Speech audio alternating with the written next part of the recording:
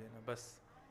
और रात में ठाकुर जी को उनके बिस्तर पर सुला देना, सुबह उठा देना, बस ये करना है और कुछ नहीं करना। ठाकुर जी की भोग नित्य होना चाहिए। वो आपके घर में विराज रहे हैं तो आपके घर के सदस्य के रूप में ही विराजते हैं। उनको मूर्ति पाषाण भगवान समझ के पृथक मत करो अपने से, वो घर के ही सदस्य हैं। जिस प्रकार सबको भोजन है इसलिए उनको भी भोजन है। तो कर्माबाई से कह गए कि लाली रोज भोग लगा के और फिर पइयो। बोले ठीक। अब सीधी सादी कर्माबाई सुबह सुबह उठी बिना नहाए धोए, और उसने अग्नि चेता के चूल्हा पर और उस पर कढ़ाई रख के और खिचड़ी बना रही है। और खिचड़ी बनाती जा रही है, दांतुन करती जा रही है। और दांतुन करते करते सोच रही है खिचड़ी कहीं लग नहीं जाए, तो दांतुन के पीछे के भाग से उसको चला देती है और फिर दांतुन कर रही है। ठाकुर जी के लिए बढ़िया सुंदर पात्र में खिचड़ी सजा करके, और लड्डू गोपाल बैठे थे, उनके सामने जाकर के पधरा दिया। और पिता को देखती थी तुलसी रखनी है, फिर घंटी बजानी है, आदि आदि करके अब खड़ी हो गई। खाओ, देख लो इसमें नमक ज्यादा तो नहीं है, सब ठीक है ना। और ठाकुर जी की ओर देख रही, खाओ, खा क्यों नहीं रहे आप? लड्डू गोपाल ऐसी बैठे हैं, मूर्ति है। अच्छा मैं चली जाऊं फिर खा लोगे आप? मेरे सामने शर्माए रहे हो? ठीक है मैं चली जा रही हूं। चली गई, अपना आदि आदि काम कर कर आके थोड़ी देर में लौट के आई। खाया कि नहीं खाया, आके देखी तो अभी भी खिचड़ी वैसी रखी है। भगवान से पूरे दिन हो गए उसको प्रार्थना करते हुए, प्रभु भोग लगाओ ना, प्रभु खाओ ना। दोपहर का समय हो गया। कर्माबाई ने कहा था, पिताजी कह के गए जब तक ठाकुर जी भोग नहीं लगावे तब तक मत पाना।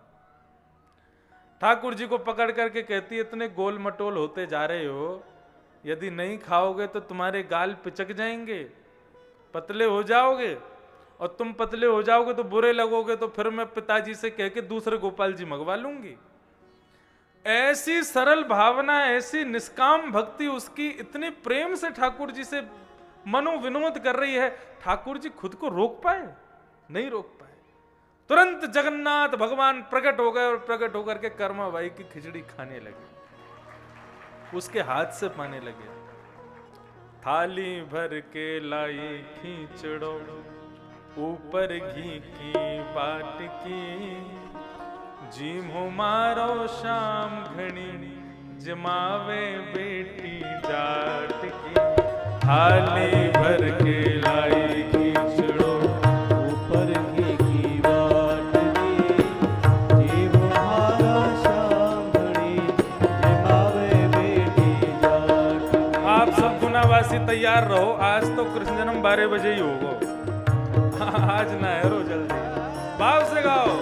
थाली भर के लाई खींचड़ो, ऊपर घी की बाट की, जीमो मारो शाम घड़ी, जमावे बेटी जाट की। थाली भर के लाई खींचड़ो, ऊपर घी की बाट की, जीमो मारो शाम घड़ी, जमावे बेटी जाट की।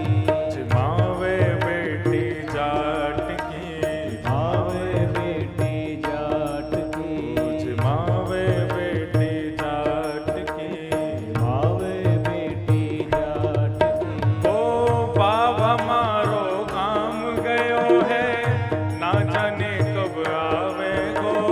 बाबा मारो काम गयो है, ना जाने कब आवे। बाबा मारो काम गयो है, ना जाने कब आवे गो। बाबा मारो काम गयो है, ना जाने कब आवे गो। उनके भरोसे बैठो रहो तो भूखो ही रह जावे गो। उनके भरोसे बैठ गयो तो भूखो ही रह जावे गो। हाँ, उनके भरोसे बैठो रहो तो भूखो ही रह जावे गो। उनके भरोसे बैठ गयो तो भूखो ही रह जावे गो। कर्माबाई कह रही है, बोले खिचड़ी देख के तुम्हारा मन ना कर रहा हो, मीठो खावे को मन कर रहा है, आज खिचड़ी खा लो, कल रबड़ी खिलाऊंगी। आज जमाऊं थाने खींचड़ो काल रावड़ी घाट की आज मो मारो शाम गणी जमावे बेटी जाट की थाली भर के लाई खींचड़ो ऊपर की बाट की जी मो मारो शाम गणी जमावे बेटी जाट की जमावे बेटी जाट की मावे बेटी भक्तवत्सल भगवान की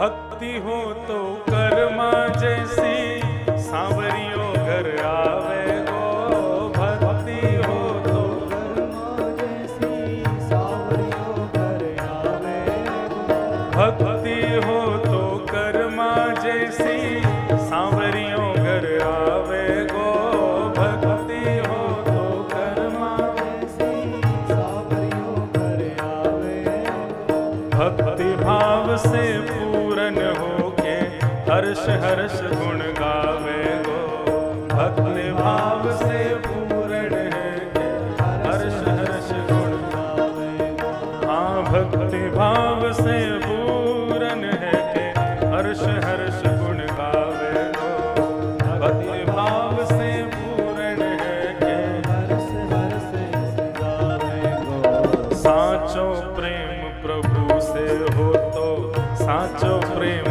प्रभु से हो तो साचो प्रेम प्रभु से हो तो साचो प्रेम प्रभु से तो मूरत बोले काट की जी मो मारो शाम घड़ी जमावे बेटी जाट की ओ जीवो मारो शाम घड़ी जमावे बेटी जाट की थाली भर के लाई खींचड़ो ऊपर घी की बाट की जी मो मारो शाम घड़ी जमावे बेटी जाट की थाली भर के लाई खींचड़ो ऊपर की बाट की जीव मारा शाम घड़ी जमावे बेटी जाट की थाली भर के लाई खींचड़ो ऊपर की बाट की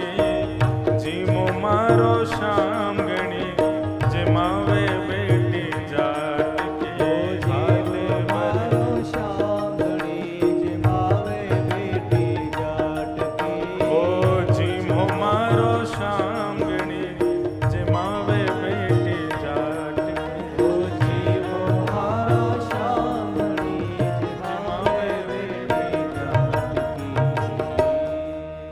बोलो भक्तवत्सल भगवान की भक्ति हो तो कर्मा जैसी सांवरियो घर आवे गो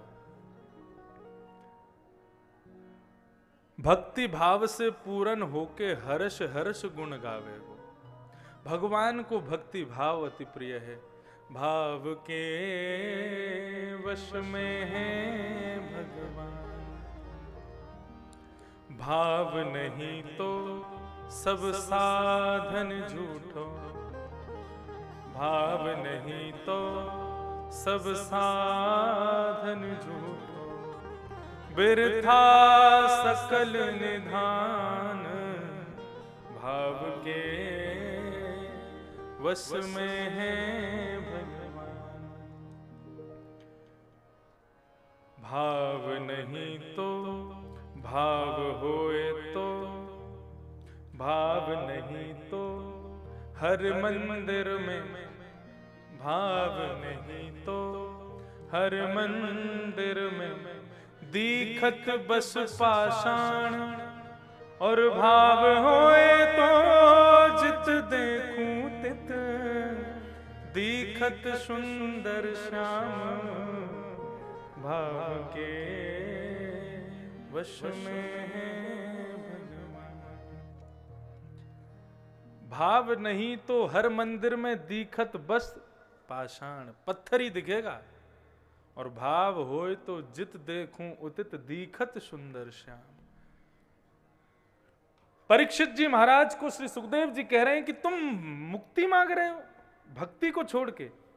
अरे वही मुक्ति मांग रहे हो जो मुक्ति रावण कंस आदि राक्षसों को भी मिली है। क्या केवल उस मुक्ति की प्राप्ति के लिए भगवान ने तुम्हारी मां के गर्भ में आकर के तुम्हारी रक्षा की थी?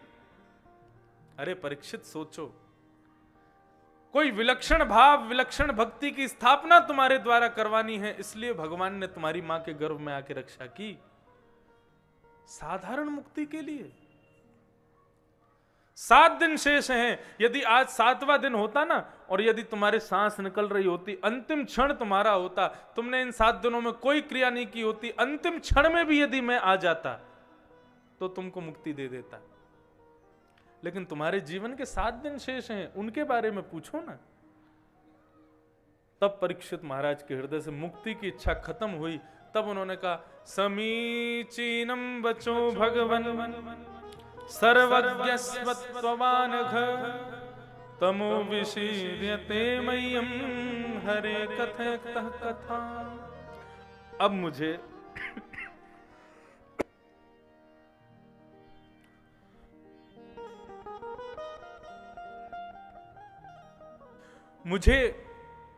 मुक्ति नहीं चाहिए। इन 7 दिनों में मैं कैसे भगवान का प्रिय भक्त बन सकूं, उसके लिए आप मुझे हरि की कथा सुनाओ। जब ये भाव कहा है तब सुखदेव जी महाराज खुश हुए और उन्होंने मंगलाचरण गाया। नमः परस्मै पुरुषाय भूयसे सदद्भवस्थान निरोध लीलया गृहीत शक्ति त्रुतयाय देहिनामंतर्भवायानुपलक्ष्य वर्तमने। श्री सुखदेव जी महाराज ने अब कथा कहना प्रारंभ किया। नारद जी ने ब्रह्मा जी से पूछा, प्रभु आप भगवान हो लेकिन आप भी किसी का ध्यान धरते हो, मैंने सुबह सुबह देखा है।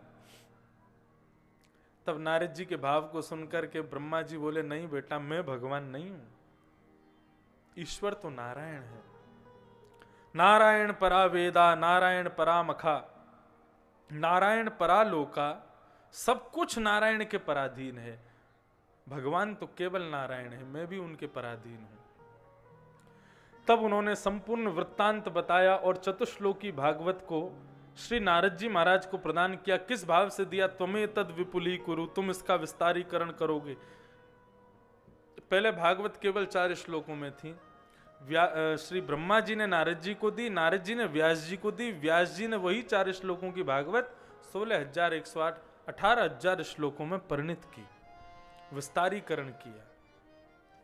इस प्रकार ये पूरी कथा बताई गई, किस प्रकार ब्रह्मा जी ने नारद जी को चतुश्लोकी भागवत दी और भगवान ने ब्रह्मा जी को चतुश्लोकी भागवत दी। संपूर्ण वृत्तांत बता करके तृतीय स्कंद प्रारंभ हुआ। तृतीय स्कंद में 2 भक्तों का मिलन हुआ, उद्धव और विदुर। उद्धव कौन है? भगवान यदुवंशियों के सेनापति। और विदुर कौन है? कौरवों के सेनापति। दोनों भक्तों का मिलन वृंदावन में हुआ। विदुर जी महाराज ने उद्धव जी से पूछा, अरे द्वारिकाधीश के सेनापति, बताइए ना हमारे द्वारिकाधीश कैसे हैं? विदुर जी भी राज शासन छोड़ चुके थे। क्यों?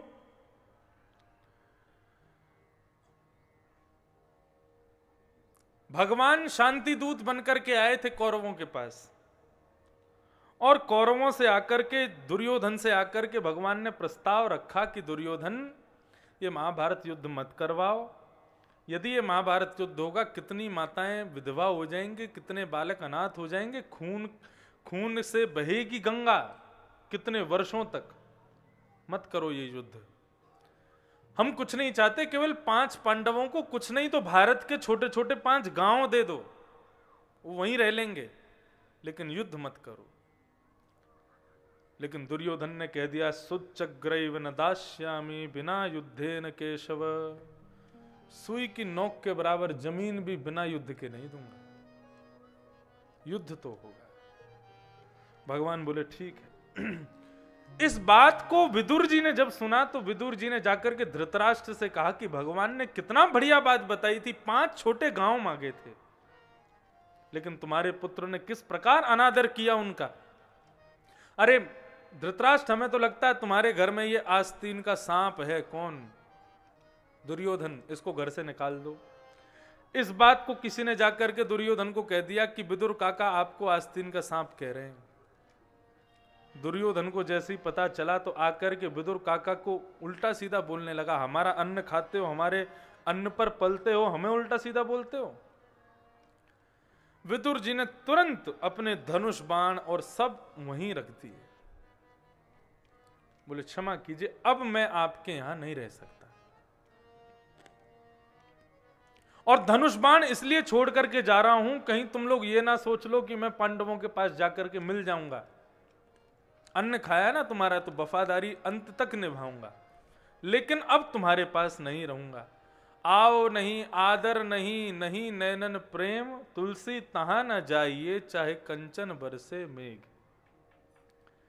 जहां पर बुलाया ना गया हो, जहां पर आदर ना किया जाता हो, जहां पर नैनों में प्रेम ना हो, आपको देख करके कोई खुश ना होता हो, तुलसी तहां ना जाइए, वहां जाना ही नहीं चाहिए, चाहे वहां पर सोने की बारिश ही क्यों ना हो रही हो। यही तो हुआ था किसके साथ? सती के साथ। आमंत्रण नहीं था दक्ष प्रजापति का, लेकिन फिर भी गए, और गए तो वहां पर फिर जो हुआ सबको पता है। विदुर जी महाराज ने तत्क्षण राज्य छोड़ दिया, वृंदावन में श्री उद्धव जी से मिले, उद्धव जी से पूछा, तब उद्धव ने बताया भगवान अपने स्वधाम चले गए, जाते जाते ज्ञान उपदेश करके गए भागवत धर्म का, और मैत्रेय मुनि को उन्होंने आज्ञा की कि तुम्हारे आश्रम पर मेरा प्रिय विदुर आएगा, उसको ये भागवत धर्म तुम सुना देना। मैत्रेय मुनि आपका हरिद्वार में इंतजार कर रहे हैं विदुर जी। विदुर जी तुरंत दौड़ करके हरिद्वार पहुंचे हैं और मैत्रेय मुनि के आश्रम पर जाकर के उन्होंने प्रणाम किया, और वहां पर मैत्रेय और विदुर संवाद चला है। केवल एक श्लोक में हम लोग ये सुने, बहुत बड़ा है इसलिए मैं केवल एक श्लोक मात्र स्पर्श करूं। मैत्रेय विदुर संवाद, फिर पुनः कथा के बीच में ये कोई ना कोई प्रसंग आते रहेंगे। विदुर जी महाराज ने मैत्रेय मुनि से एक प्रश्न किया, और ये प्रश्न इतना सुंदर है कि सबको सुनना चाहिए।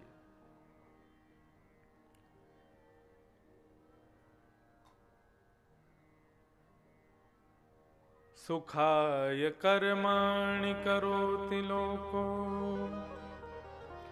न ते सुखं वान्यदुपारमं वा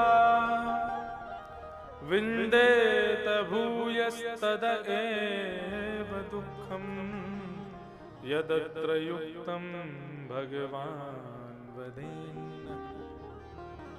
विदुर जी महाराज ने प्रश्न किया है, संसार में प्रत्येक मनुष्य सुख की प्राप्ति के लिए कर्म कर रहा है, लेकिन क्या उसको सुख मिलता है? नहीं मिलता। सुख केवल अनुभव मात्र होता है। जब सुख की प्राप्ति के लिए कर्म किया गया तो फिर सुख मिलता क्यों नहीं है? भगवान ने इसका उत्तर दिया, सेयम भगवतो माया, ये मेरी माया है।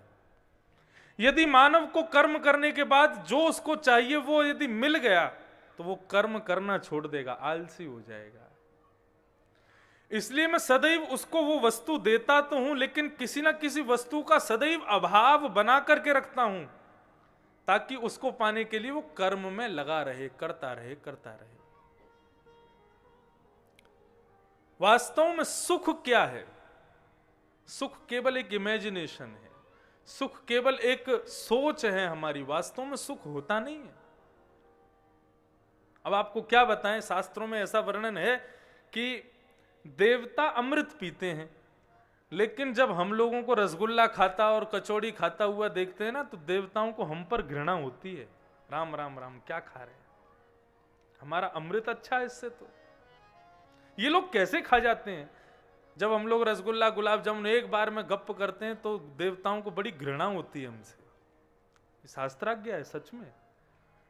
बोले किस प्रकार? बोले जिस प्रकार मानव को कुकर सूकर को देख के घृणा होती है, ये राम राम क्या खा रहे हैं, लेकिन वास्तव में उनके लिए वही रसगुल्ला है, वही गुलाब जामुन है। कुकर सूकर को उसी में ही सुख मिलता है।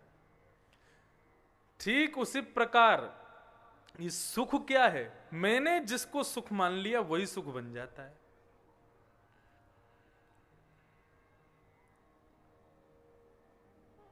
ये पटका है, मुझे सुख दे रहा है, लेकिन जरूरी नहीं है यहां बैठे हर व्यक्ति को इससे सुख मिलेगा। किसी को नहीं भी मिलेगा, उसके लिए वो सुख नहीं है। तो सुख क्या है? सुख केवल और केवल एक सोच है हमारी। वास्तव में सुख होता नहीं है। हम जिसमें सुख अपने आप को मान लें, जिसमें सुखी खुद को समझ लें, उसमें सुख है, नहीं तो नहीं है।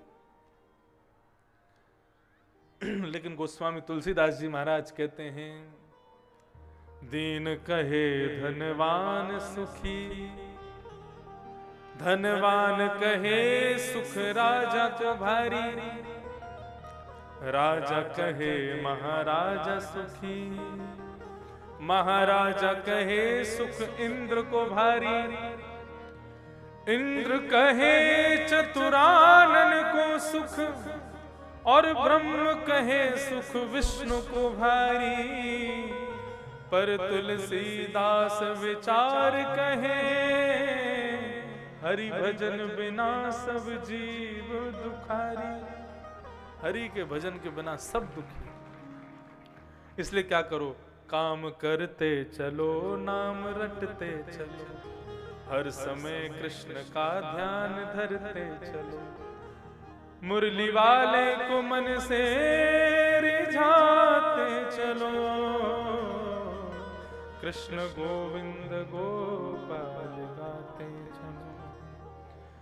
आपसे ये नहीं कहेंगे कि आप अपना घर छोड़ दो, धोती बगलबंदी पहनना शुरू कर दो, बाबा जी बन जाओ, ये बन जाओ, वो बन जाओ, भगवान का नाम। अरे नहीं, कर्म करो, जो करते हो वो करो, दिन रात करो, लेकिन हर घड़ी भगवान का स्मरण होना चाहिए, भगवत स्मरण बना रहे, बस यही भाव। दूसरा प्रश्न इन्होंने ये भी पूछा कि भगवान ने जब सारी दुनिया बनाई तो एक जैसी क्यों नहीं बनाई, सब अलग अलग क्यों बना दिए? सबको समान बना देते भगवान, सबको धनवान, सबको सुंदर, सबको गोरा, सबको लंबा चौड़ा हट्टा तगड़ा। भगवान ने पृथक पृथक दुनिया क्यों बनाई? दुनिया बनाने वाले क्या तेरे मन में समाई, तूने काहे को दुनिया बनाई? भगवान ने दुनिया क्यों बनाई? अब वो विषय अगर शुरू किया तो फिर 8 घंटा लग जाएगा मेरे को, लेकिन एक सूत्र में बता दूं। भगवान जब प्रलय करते हैं तो पूरे तीनों लोगों को अपने अंतस्थ में धारण करके सो जाते हैं, और जब उठते हैं कुछ नहीं होता, केवल ब्रह्म होते हैं भगवान। तब अपना स्नान ध्यान करके भगवान अकेले बैठे बैठे क्या करें, सोचते रहते हैं, कभी कुछ करूं कुछ करूं। तो अपना मन लगाने के लिए भगवान कहते हैं, मैं एक हूं, यदि बहुत होता तो कितना अच्छा होता। एको हम बहुश्याम। जैसे ही भगवान सोचते हैं मैं बहुत होना चाहता हूं, उतरे में नाभि से कमल उत्पन्न, उस पर ब्रह्मा जी उत्पन्न, वो सृष्टि बनाते हैं, पृथ्वी बनती है, उद्भिद सबसे पहले बनते हैं पेड़, जमीन फाड़ करके पैदा होने वाले। भगवान उनको आज्ञा करते हैं, ऐसा मानव बनाओ जो कर्म भी करे और भजन भी करे। सबसे पहले पेड़ बनाए, इनको कहते हैं उद्भिद, जमीन फाड़ के पैदा हुए, इनको बनाया। लेकिन ये भी कर्म करते हैं, भजन नहीं करते। तब बोला कोई और बनाओ, तब उसके बाद में उन्होंने बनाए उद्भिद के बाद बनाए स्वेदज। स्वेदज यानी कि उद्भिद पेड़ों के पत्तों की गंदगी से उत्पन्न होने वाले छोटे छोटे कीड़े मकोड़े जीव जंतु, इनको बनाया स्वेदज। उद्भिद बन गए, स्वेदज बन गए। उसके बाद बनाए जरायुज, नहीं अंडज, अंडे से पैदा होने वाले। लोग पूछते हैं पहले अंडा आया कि मुर्गी? भागवत के अनुसार सबसे पहले अंडा बनाया गया, अंडज। उसके बाद में अंडे से पैदा होने वाले सारे जीव जंतु बना दिए गए, और अंत में बनाए जरायुज, जो जरा में लिपट करके होते हैं, गाय भैंस चीता जिब्रा जिराफ, इन सबको बनाया। इस प्रकार करते करते करते करते महाराज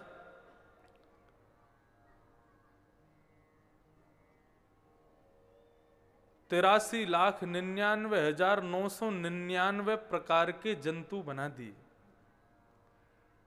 लेकिन अब भी मन को शांति नहीं मिली। सब कर्म करते हैं, भजन कोई नहीं करता। तब भगवान ने इनको चतुश्लोकी भागवत दी। ब्रह्मा जी से कहा इसका जाप करो, पुरुषचरण करो। पुरुषचरण करके जब उन्होंने रचना की, तब उन्होंने सनक सनंदन सनातन सनत कुमार पहले मानव की रचना की। भागवत की विज्ञान, भागवत की साइंस ये है। पहले मानव कौन है पृथ्वी के? सनक सनंदन सनातन सनत कुमार। चारों का जन्म होते ही ब्रह्मा जी ने कहा कि बेटा मैंने तुमको क्यों बनाया? बोले भजन करने के लिए बनाया। और भजन करते हुए चारों चले गए। बोले कि अब ये भजन ही भजन करेंगे, कर्म नहीं करेंगे तो कैसे चलेगा? तब 10 मानस पुत्र बनाए, जिसमें सबसे छोटे नारद जी। उनसे पूछा बेटा मैंने क्यों बनाया? बोले भजन करने के लिए बनाया। तो ब्रह्मा जी क्रोधित हो गए। ललाट नीला पड़ा और उस नीले ललाट का भेदन करके भगवान शिव वहां से प्रकट हो गए। बोलो देवादिदेव महादेव शंकर भगवान की जय। भगवान शिव का प्रादुर्भाव हुआ। शंकर जी को ब्रह्मा जी ने पकड़ा, बेटा मैंने क्यों बनाया है आपको? बोले भजन करने के। बोले चुप, भजन भजन भजन, कर्म कौन करेगा? जाओ जाकर के सृष्टि करो।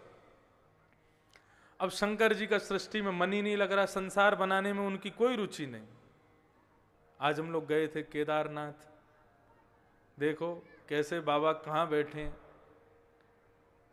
बिल्कुल बीहड़ जंगल में एक पर्वत के नीचे, पूरे दिन भीगते ही रहते हैं। भीगे देवता, पूरे दिन गीले रहते हैं। रस में रसीली रस में रहत गड़ी, एक पद है हमारे अष्ट सखाओं का। ऐसे ही भगवान शिव हमेशा रस में सराबोर रहते हैं, सदैव भीगते रहते हैं।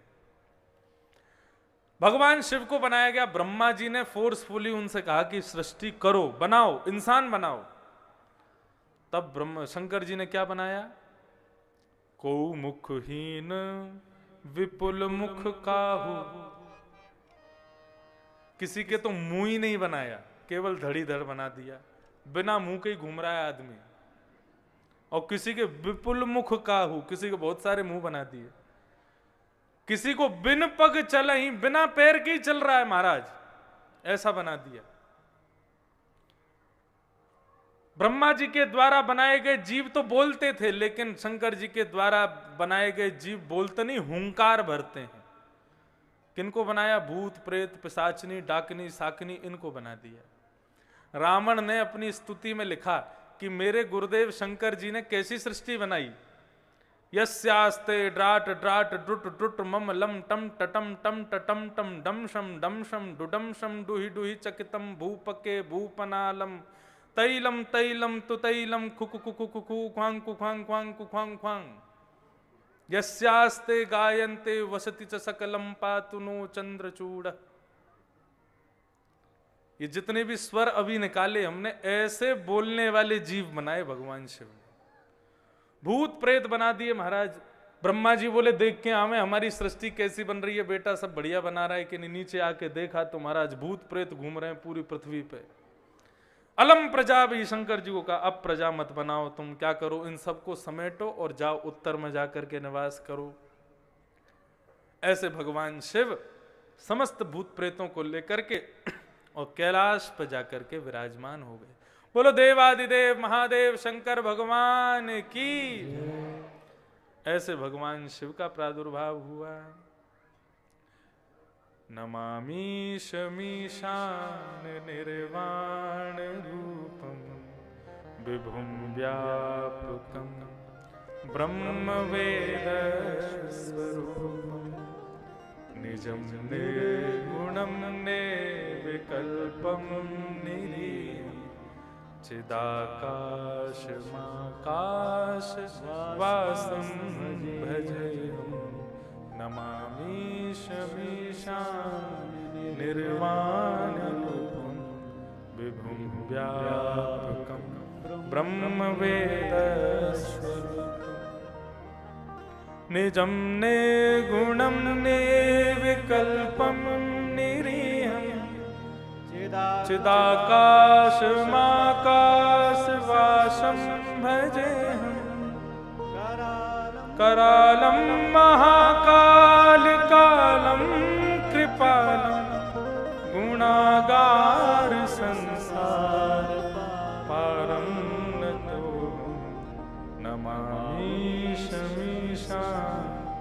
गीर्वाण रूपम विभुं व्यापकं ब्रह्म वेदश। श्री केदारनाथ भगवान की जय। ऐसी सृष्टि बनाई। ब्रह्मा जी को लगा क्या करें कैसे करें, सृष्टि बनने में नहीं आ रही है। तभी उन्होंने अपने वाम अंग से पहली बार एक स्त्री का निर्माण किया जिसका नाम है सतरूपा, और अपने दाहिने अंग से एक पुरुष बनाए जिनका नाम स्वयंभू मनु। स्वयंभू मनु सतरूपा का निर्माण करके कहा कि अब जाओ जाकर के तुम लोग सृष्टि करो। जैसे ही पृथ्वी पर जाने लगे तो हिरण्यकश्यप के भाई हिरण्याक्ष पृथ्वी का हरण करके चले गए। तभी ब्रह्मा जी की नासिका से भगवान बराह प्रकट हुए। बोलो बराह भगवान की। बराह भगवान गए रसातल से पृथ्वी को लाकर के उन्होंने पुनः स्थापित किया और हिरण्याक्ष के पेट को विदीर्ण करते हुए उसका वध कर दिया। तब से हिरण्यकश्यप ने प्रण ले लिया कि मैं हरि को जीवित नहीं छोड़ूंगा, इसने मेरे भाई को मारा। स्वयंभू मनु सतरूपा की 3 पुत्री और 2 पुत्र हुए। अब बहुत ध्यान से सुनना, अब ये क्रम चलेगा और इसी से हम लोग कृष्ण जन्म तक पहुंचेंगे। इसी बीच में सब भक्तों की कथा आएगी। स्वयंभू मनु सतरूपा की 3 पुत्री आकुति, देवहूति, प्रसूति, 2 पुत्र प्रियव्रत और उत्तानपाद। देवहूति माता का ब्याह ब्रह्मा जी के छाया पुत्र कर्दम ऋषि के साथ में हुआ। कर्दम ऋषि ने 1000 वर्ष तक तपस्या की और तपस्या के परिणाम स्वरूप कर्दम ऋषि ने भगवान से क्या मांगा? तथा स चाहम परिवोड काम समान शीला ग्रहमेदु धेनुम। ऐसा वरदान आज तक भगवान से किसी ने नहीं मांगा। क्या मांगा? बोले कि मुझे ऐसा वरदान दे दो कि गऊ के जैसी सीधी सादी कन्या से मेरा ब्याह हो जाए। भगवान बोले वाह भाई, तुम्हारी इस तपस्या से हम बड़े प्रसन्न हुए हैं। भगवान बोले कि स्वयंभू मनु की बेटी देवहूति से आपका ब्याह होगा और देखो आपके यहां संतान का रूप धारण करके मैं आऊंगा, आप चिंता मत करो। देवहूति के साथ में कर्दम ऋषि का ब्याह हुआ।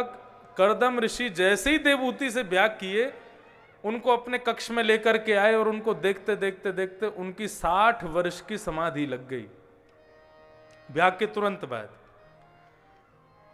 किस भाव से समाधि लगी? बोले कि ये उस सुंदरता की बिंदु इतनी सुंदर है तो उस सुंदरता की सिंधु कितनी सुंदर होगी, उस सिंधु का मालिक श्री कृष्ण कितने सुंदर होंगे, और वो श्री कृष्ण जिन किशोरी जी से प्रेम करते हैं वो श्री राधा रानी कितनी सुंदर होंगी। इस विचार में उनकी समाधि लग गई। 60 वर्ष बाद जब समाधि खुली तो सामने बिना दांत वाली अम्मा बैठी है। उसको देख करके श्री कर्दम ऋषि कहने लगे, देवी आप कौन हो? बोले मैं आपकी पत्नी हूं देवहूति। बोले तुम्हारा शरीर को क्या हो गया? जर्जर हो गई बिल्कुल। बोले जर्जर तो हो ही जाएंगे, अब ब्याह के बाद तुम समाधिस्थ हो जाओगे तो फिर तो हम जर्जर हो ही जाएंगे। 60 वर्ष बाद आपकी समाधि खुली है। कर्दम ऋषि ने कहा देवी मुझे क्षमा करना, मैं तुम्हारी इस तपस्या से बड़ा प्रसन्न हुआ हूं, चलो तुमको घुमा के लाऊं। एक विमान बनाया, कामघ विमान, भारत का सबसे पहला विमान कामघ। उस विमान को बनाया, बोले चलो इसमें बैठ के भ्रमण के लिए चलते हैं। देवहूति कहने लगी जर्जर शरीर से कैसे जाऊंगी? तभी कर्दम ऋषि ने उनसे आज्ञा की, बोले जाओ ये बिंदु सरोवर है, ये भगवान के नेत्रों का बिंदु है, इसमें स्नान करो। स्नान करते ही नया स्वरूप मिला। पूरे विश्व का भ्रमण करके लौट के आए तो 9 कन्या हुई कर्दम ऋषि को। ये 9 कन्या कौन है? नवधा भक्ति। ये 9 कन्याएं नवदा भक्ति हैं। ये 9 भक्ति, इस पर मैंने 7 दिन कथा की है 9 भक्तियों पर। YouTube पर वो है, मिल जाएगी नवदा भक्ति। अभी लॉकडाउन के बीच में अकिंचन कथा, बिना माइक बिना पंडाल के, जमुना जी के किनारे एक कुटिया में बैठ के कथा की। सवेरे 3:30 बजे कथा शुरू होती थी और भोर में 6 बजे पूरी होती थी। तब नवदा भक्ति पर 7 दिन कथा की थी। ये नवदा भक्ति कौन कौन है? श्रवणम कीर्तनम विष्णु स्मरणम पाद सेवनम अर्चनम वंदनम दास्यम सख्य आत्मनिवेदनम। श्रवण भक्ति सबसे पहली भक्ति, कीर्तन भक्ति दूसरी भक्ति, श्रवणम कीर्तनम विष्णु स्मरणम भगवान को याद करना तीसरी भक्ति, स्मरणम पाद सेवनम चरणों की सेवा, ये पाद सेवन ये चौथी भक्ति, अर्चनम भगवान की अर्चना करना पांचवी भक्ति, वंदनम भगवान की स्तुति गाकर के वंदना करना ये छठवीं भक्ति, दास्यम सातवीं भक्ति भगवान के दास बन जाना, सख्य मित्रता ये भगवान की आठवीं भक्ति, और आत्मनिवेदनम नौवां यानी कि अपना सब कुछ भगवान को अर्पित कर देना, ये 9 भक्ति है। 9 कन्याओं को देख करके कर्दम ऋषि बोले हमने तो संकल्प लिया था एक संतान होते ही वन में चले जाएंगे, 9 पुत्रियां हो गई, अब हम जा रहे हैं वन में। देवहूति माता ने कहा नहीं, इनका ब्याह करके जाओ। उन 9 कन्याओं का 9 प्रजापतियों से ब्याह करके कर्दम ऋषि जैसे ही जाने लगे तो देवहूति कहने लगी अब मैं अकेली कहाँ रहूंगी, बेटियां अपने घर गई, आप वन में जा रहे हैं, मैं अकेली क्या करूं, एक पुत्र होता तो उसके भरोसे जी लेती। तब कर्दम ऋषि को याद आया कि भगवान ने वचन दिया था वो पुत्र बन के आएंगे। तब 10वें संतान के रूप में कर्दम ऋषि के यहाँ भगवान कपिल का प्रादुर्भाव हुआ। बोलो कपिल भगवान की जय। आज सब भगवान ऐसे ही आएंगे, नंदोत्सव है ना, तो भीड़ भाड़ चाहिए ठाकुर जी को। बरा आ गए, शंकर जी आ गए, ब्रह्मा जी आ गए, नारद जी आ गए, अभी कपिल भगवान आ गए, अभी देखो सब आएंगे। कपिल भगवान का बाल्यावस्था भागवत में नहीं लिखी है। कर्दम ऋषि को आज्ञा कर दी पिताजी आप जाओ वन में जाके भजन करो, हम मैया का ख्याल रखेंगे। देवहूति माता को पता है कि मेरे पुत्र साधारण नहीं है, साक्षात भगवान है। तो आज देवहूति माता ने अपने पुत्र को एक आसन पर बिठा करके उनसे ज्ञान उपदेश श्रवण किया है। सब लोग इधर देखो, बहुत सावधानी से कथा सुनो। इधर उधर आप लोग देखेंगे तो हम कथा भूल जाएंगे, फिर और लेट हो जाएगी कथा। इसलिए बहुत सावधानी से, ये मुख्य मुख्य विषय हैं, इनको तो सुनते हुए चलें हम। कर्दम ऋषि वन में चले गए और कपिल भगवान देवहूति माता के सामने बैठे हैं और देवहूति माता प्रश्न कर रही हैं, कपिल भगवान उत्तर दे रहे हैं। इतना सुंदर प्रसंग है, केवल 2-3 श्लोक हम लोग श्रवण करें, क्या कह रहे हैं।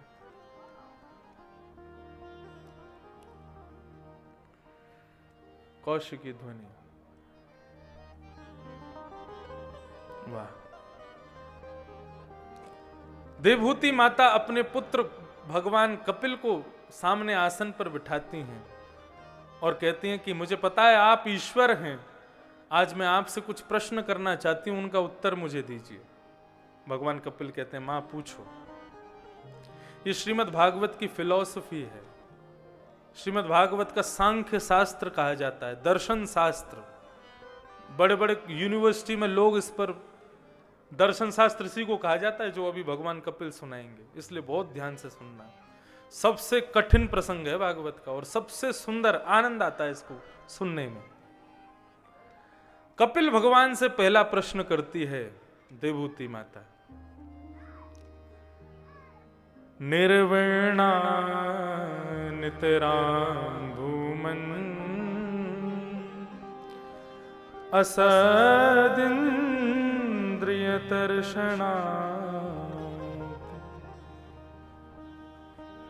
येन संभाव्यमानेन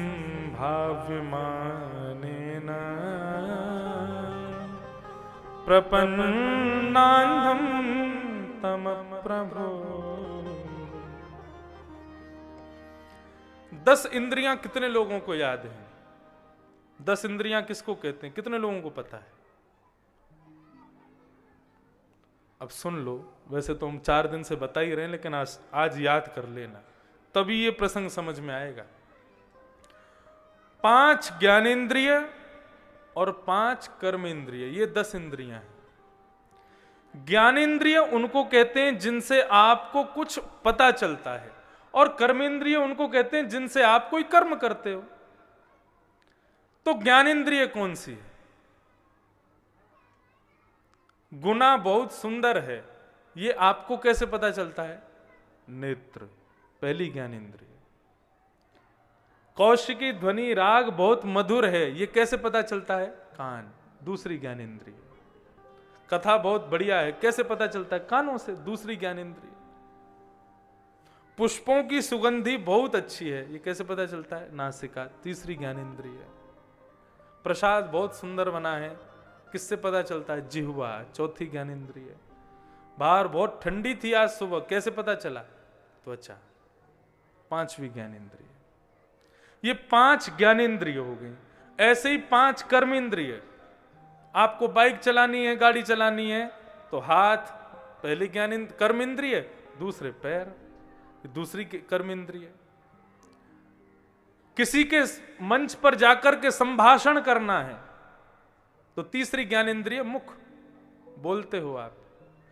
और 2 मलमूत्र आदि परित्याग की 2 गुप्त इंद्रिय, ये 5 कर्मेंद्रिय। ये हैं कितनी? 10 इंद्रियां। अब समझ आ गई 10 इंद्रियां। अब सुनो प्रसंग क्या है। श्री देवभूति महारानी प्रश्न कर रही हैं कि प्रभु, हम मानव सुबह उठने से रात्रि सोने तक करते क्या हैं? केवल अपनी इंद्रियों को प्रसन्न करने में लगे रहते हैं। आंखों को जो चाहिए दिखाते हैं, जीभ को जो चाहिए खिलाते हैं, कानों को जो चाहिए सुनाते हैं, हाथों को जो चाहिए उसको दिलाते हैं, पैरों को जैसी चप्पल चाहिए दिलाते हैं। अपनी प्रत्येक इंद्रिय की हम लोग सेवा करते रहते हैं, प्रत्येक इंद्रिय की इच्छाएं पूरी करते रहते हैं, लेकिन हमारी इंद्रियों की इच्छा हर दिन बढ़ती जाती है, कभी पूरी नहीं होती। हम ऐसा क्या करें जिससे हमारी इंद्रियों की इच्छाएं पूरी हो जाएं, तृप्त हो जाएं? इन असद इंद्रियों की इच्छाओं को पूर्ण करते करते हार गई हूं मैं। ये इंद्रियां तृप्त होती नहीं है। आज अगर इच्छा हुई रसगुल्ला खाना है तो आज खा लेंगे, तो कल इच्छा नहीं होगी, कल पुनः इच्छा होगी। ऐसा हम क्या करें कि एक बार इन इंद्रियों को जो दे दिया। मानव पाप क्यों करता है? केवल अपनी इंद्रिय को सुख देने के लिए पाप करता है। केवल अपनी इंद्रियों को सुख देने के लिए ही हम पाप करते हैं, और केवल इंद्रियों को सुख देने के लिए ही पुण्य करते हैं। आपके कानों को कथा मधुर लगती है, इसीलिए तो आ रहे हो, कानों को सुख मिल रहा है। वास्तव में इन इंद्रियों की इच्छा पूरी कैसे हो, कैसे इनकी इच्छाएं फिर दोबारा प्रकट ना हो, ये कैसे हो सकता है? भगवान से प्रश्न किया, भगवान उत्तर दे रहे हैं। चेतः खलवस्य बंधाय रतं वा पुंसि मुक्तये गुणेषु सत्तं बंधाय रतं वा पुंसि मुक्तये। मां, इंद्रियों को दोष मत दो। अरे ये इंद्रियां मैंने बनाई हैं, इन इंद्रियों में दोष कैसे हो सकता है? आंख मैंने बनाए अपने दर्शन के लिए, यदि आंख नहीं देता तो दर्शन कैसे करते? कान मैंने बनाए अपनी कथा सुनने के लिए, कान नहीं होते तो कैसे सुनते? जीभ मैंने बनाई अपने प्रसाद को चखाने के लिए, नहीं होती तो कैसे मिलते? हाथ मैंने दिए मेरी करताल बजाने के लिए, मेरे भजन कीर्तनों में सुंदर करताल के लिए मैंने हाथ दिए। चरण मैंने प्रदक्षिणा के लिए दिए।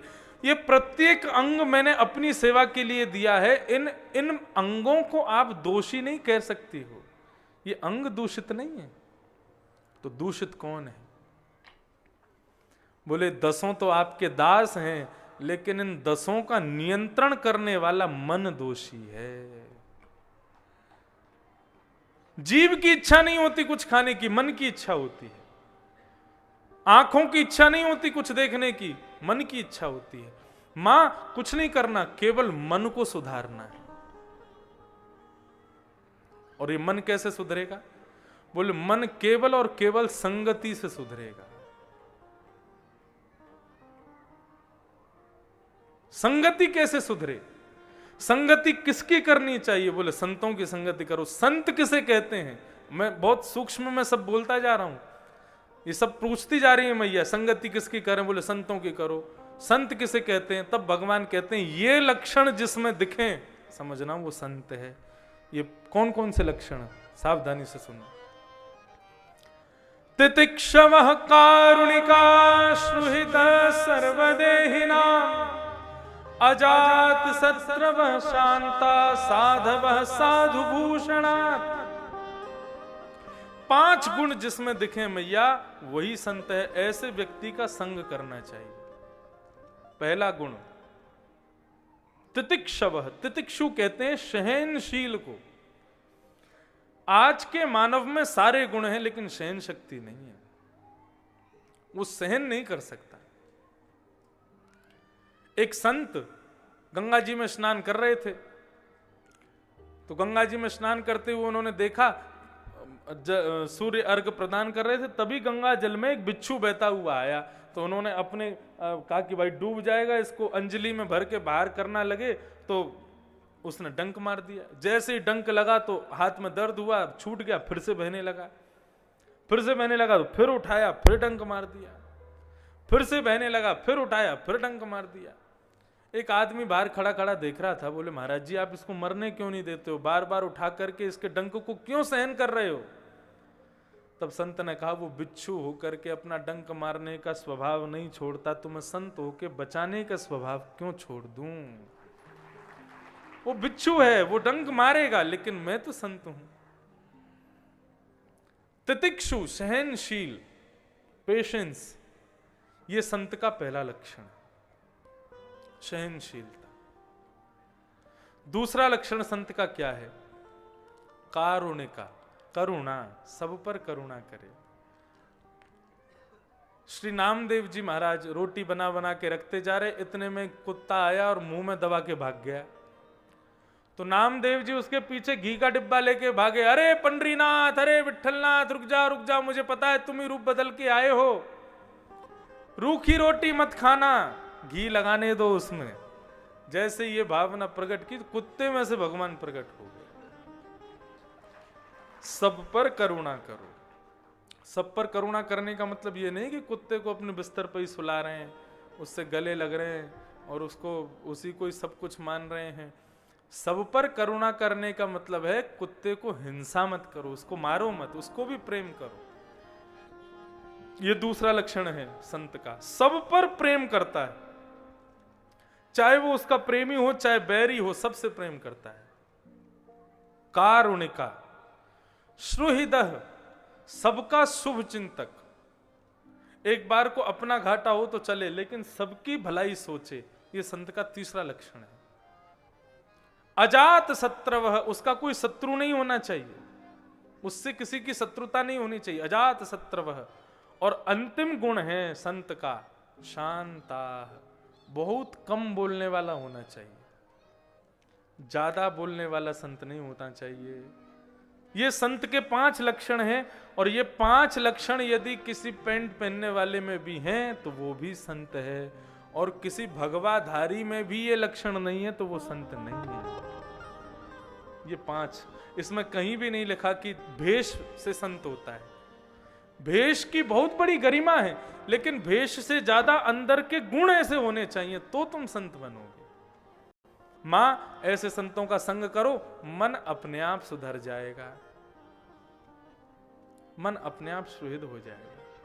इस प्रकार भगवान मन को सुधारने के भाव बताते हुए भगवान से पूछा गया, आपके मंदिर में सबसे पहले, आपके अंग में सबसे पहले कौन से अंग का दर्शन करना चाहिए? केवल ये बात सुनो, फिर हम आगे चलेंगे। तब भगवान कहते हैं, संचिंतयेद भगवतश्चरणारविंदम वज्रांकुशध्वज सरोरुहलांचनाट्यम। मानव को मंदिर में जाकर के सबसे पहले भगवान के चरणों का दर्शन करना चाहिए। चरणों का दर्शन करके फिर घुटने का, फिर कटी भाग का, फिर वक्षस्थल का, फिर दोनों भुजाओं का, अंत में दर्शन करना चाहिए मुखमंडल का। लेकिन हम लोग क्या करते हैं, जाते ही सीधा मुखमंडल देखा, श्रृंगार देख के फिर आंख और बंद कर लेते हैं। मंदिर में जाके आंख क्यों बंद करते हैं? देखने के लिए, दर्शन के लिए मंदिर गए, आंख खोल के खूब देखो ठाकुर जी को। मंदिर से बाहर निकल करके पीछे बैठ के तब नेत्र बंद करो, वहां बैठ करके फिर ध्यान लगाओ। इस प्रकार भगवान ने ध्यान की विधि बताते हुए अष्टांग योग बताया, यम, नियम, आसन, प्राणायाम, प्रत्याहार, ध्यान, धारणा, समाधि। इस प्रकार से भगवान ने अष्टांग योग बताए। अब इन पर चर्चा तो करनी है, जल्दी जल्दी सुन लो। यम किसको कहते हैं? इंद्रियों की इच्छाओं को पूरा ना करना ये यम है। नियम किसे कहते हैं? आपके जीवन में सुबह उठकर स्नान के बाद एक नियम जरूर होना चाहिए, चाहे राम जी वाला ही नियम अपना लो, प्रातः काल उठ के रघुनाथा, मात पिता गुरु नाम ही माथा। कोई भी एक नियम जरूर होना चाहिए, सद नियम।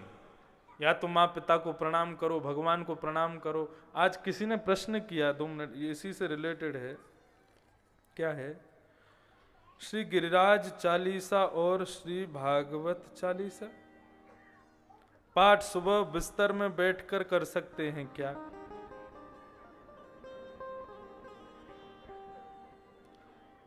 मैं बीमार हूं, आपकी आज्ञा होगी तो करूंगा। आपकी बहन, नाम हमें पढ़ा ही नहीं चाहिए, क्या नाम है? जो भी हमारी बहन जी हैं, अगर आप अस्वस्थ हैं तो आप इसको करिए, कोई आपत्ति नहीं है।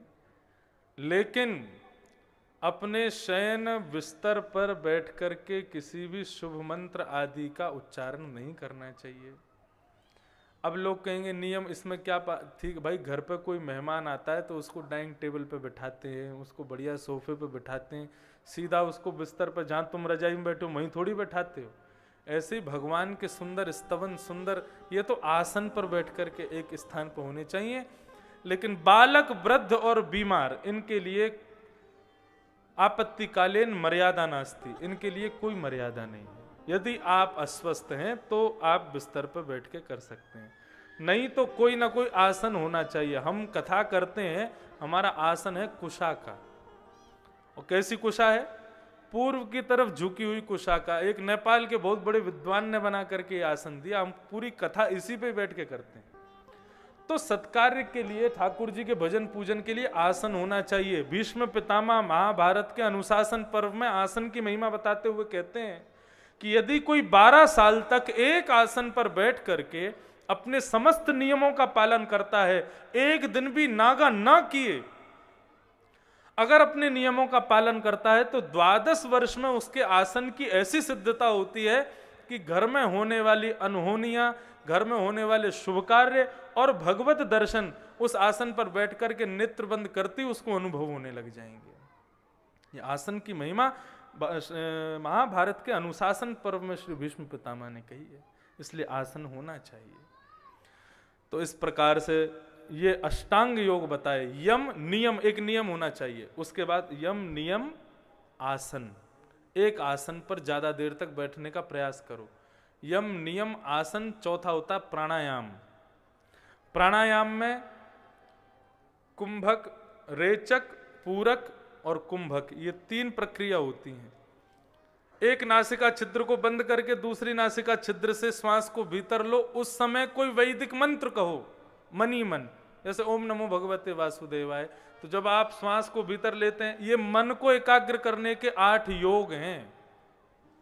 पहला यम, दूसरा नियम, फिर आसन, चौथा प्राणायाम। तो ओम नमो भगवते वासुदेवाय को मनी मन बोलते रहिए, श्वास को अंदर लीजिए दोनों नासिका छिद्र को बंद करके। जब वो कुंभक यहां पर श्वास विराजमान रहे तब उस मंत्र का उच्चारण कीजिए, और रेचक निकालते समय पुनः उस मंत्र का उच्चारण कीजिए। ये है प्राणायाम। तो यम नियम आसन प्राणायाम, फिर उसके बाद प्रत्याहार, आहार की शुद्धि। वैष्णव को प्याज लहसुन नहीं खाना चाहिए। जो भी खावे भगवान का प्रसाद लगा के, भोग लगा के खावे, और यदि उसमें प्याज है तो वो नहीं खाना चाहिए। प्रत्याहार की, आहार की शुद्धि पर ध्यान दे। ये 5 योग हो गए।